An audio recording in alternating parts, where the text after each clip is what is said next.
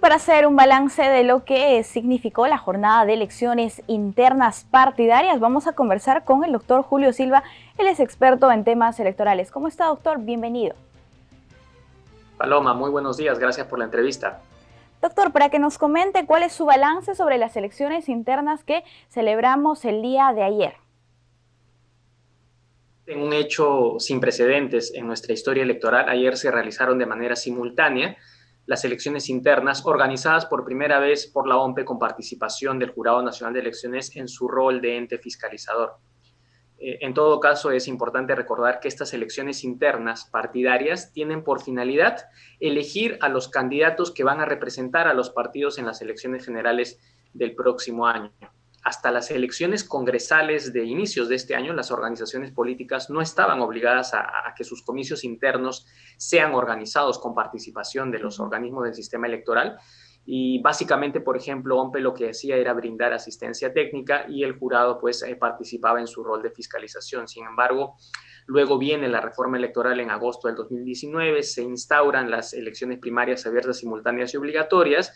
Luego viene el contexto actual que vivimos marcado por la pandemia. Este contexto de pandemia genera que se suspendan las elecciones primarias abiertas, simultáneas y obligatorias, y en su lugar el Congreso aprueba una norma transitoria y excepcional que le permite a los partidos políticos realizar estas elecciones internas a través de dos modalidades por delegados y por afiliados, y justamente una vez aprobado el cronograma electoral por parte del Jurado Nacional de Elecciones, se había marcado en nuestro calendario estas dos fechas, 29 de noviembre y 6 de diciembre, precisamente para que se realicen estas elecciones internas por parte de los partidos políticos.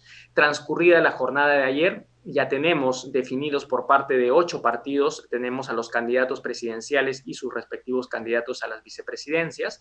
Estos 8 partidos optaron por la modalidad directa, es decir, un afiliado, un voto, y ayer, como lo reitero, esos 8 partidos eligieron ya a sus candidatos. El resto de partidos, estamos hablando de 15 partidos, eligieron a sus delegados, quienes el próximo domingo, 6 de diciembre, a su vez van a terminar de elegir o definir a quienes van a ser sus candidatos para las elecciones del próximo 11 de abril. Así en es, todo doctor. caso, algunos datos que ya se arrojan luego de esta jornada electoral. Tenemos pues que, por ejemplo, en el Partido Morado ya se ha definido la lista encabezada o la fórmula encabezada por Julio Guzmán, lo mismo en Acción Popular, la fórmula encabezada por el señor Johnny Lescano, y finalmente en el APRA la fórmula encabezada por Nidia Vilches. Ellos van a ser los candidatos presidenciales de estos partidos. Estos partidos, en todo caso, se da la singularidad de que eran los únicos que tenían elecciones internas competitivas, es decir, con más de una lista. El resto, los otros 5 partidos, por ejemplo, se presentaban fórmulas únicas. Y bueno, básicamente la elección interna era una confirmación de lo que ya habían presentado los partidos políticos. Así es, doctor. Ahora, si hablamos de estas organizaciones políticas que eligieron la elección por sus afiliados, han tenido acogida, han llegado a instalar todas esas. ¿Cómo ha sido esta situación? Bueno, respecto de la jornada electoral, creo que es importante hacer un balance, y un balance que tiene que ir en dos sentidos. El primero creo que es el referido a la organización, y creo que nuevamente el Jurado Nacional de Elecciones, la OMPE y el RENIEC han estado en términos generales a la altura de las circunstancias. Es cierto, hay aspectos que se pueden mejorar como siempre, que se pueden corregir, y seguramente el Pleno del Jurado Nacional de Elecciones y los jefes nacionales de OMPE y RENIEC van a tomar cuenta de ello. Por ejemplo, está el tema de las renuncias de precandidatos como el señor Sagasti y el señor Barnechea de cara a las próximas elecciones. Creo que es importante y necesario regular esta figura de la renuncia dentro de las elecciones internas. Han habido observaciones propias de la jornada electoral, pero se han referido a temas específicos, concretos, de personas, por ejemplo, con propaganda electoral, falta de materiales de limpieza en algunas mesas de votación, pero han sido casos contados y aislados. Se han reportado por parte de la Dirección Nacional de Fiscalización del Jurado 45 incidencias moderadas, incidencias que no guardan en todo caso mayor relevancia, pero que tienen que ser seguramente tomadas en cuenta y superadas para las próximas elecciones. Han habido también reclamos, eso sí, referidos, por ejemplo, a la información de las afiliaciones. He visto, además he escuchado y me han consultado respecto de personas que justamente recién, por ejemplo, se enteraban que estaban afiliados a un partido o que alegaban incluso haber sido afiliados indebidamente.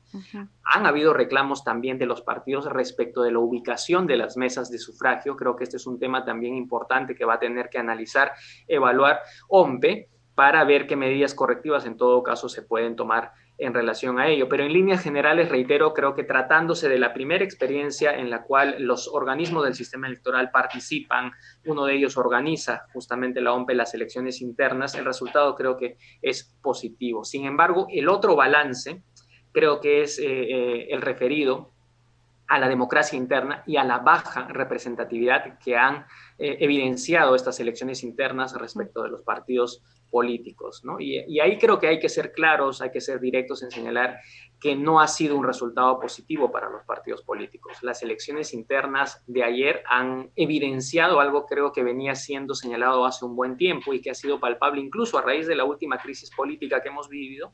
Los partidos políticos, los antiguos y también los nuevos, ha quedado acreditado que no tienen un poder de convocatoria, ni siquiera entre sus propios afiliados, hecho pues que genera una percepción de poca representatividad. Esta frase, no me representas, que se hizo viral y latente en las últimas semanas, ayer se vio, como lo digo, materializada. La OMPE ha informado los avances del cómputo de resultados y las cosas no pintan nada bien, empezando, por ejemplo, de la cantidad de mesas que se ha instalado. El jefe nacional de OMPE, el señor Piero Corbeto, informaba en horas de la tarde que se había instalado un 75% de las mesas. Es un porcentaje de mesas no instaladas bastante alto. Sí, y más ahí, sí. Más adelante, Julio, se habló de un 82% de mesas que se habían llegado a instalar. Así es. Y igual el 82% es, o en todo caso el 18% de mesas no instaladas es bastante alto si tomamos en consideración los promedios de instalación en las elecciones ya calendarizadas, por así decirlo. Y bueno, en general, la asistencia de los partidos políticos también llama poderosamente la atención y causa preocupación. En promedio, estamos hablando, digo en promedio, tomando en consideración las asistencias, no hemos superado el 10% en general. Hay partidos políticos concretos, específicos, que han superado el 20, 30%. Sin embargo, el resto de partidos políticos, y por eso es que baja ese promedio, pues estamos hablando de porcentajes entre el 2 y el 10%. Y eso, como lo digo, llama poderosamente la atención y debe llamar a reflexión porque nos hace evidenciar de que hay afiliados que no están realmente identificados con esos partidos en los cuales están inscritos, o bien se trata tal vez de personas que se afiliaron sin pensarlo mucho, o bien, y esto también es cierto, se trata de personas que no acudieron a votar por el temor al COVID. Claro. Respecto a esto, pues el OMPE implementó 7 protocolos que se han cumplido, pero que pese a ellos seguramente hay personas que también no acudieron a votar por este temor. El temor en todo caso era permanente. Sin embargo, de la jornada electoral de ayer, ¿cómo se ha visto la instalación de estas medidas de seguridad sanitaria? ¿Cómo observaste tú?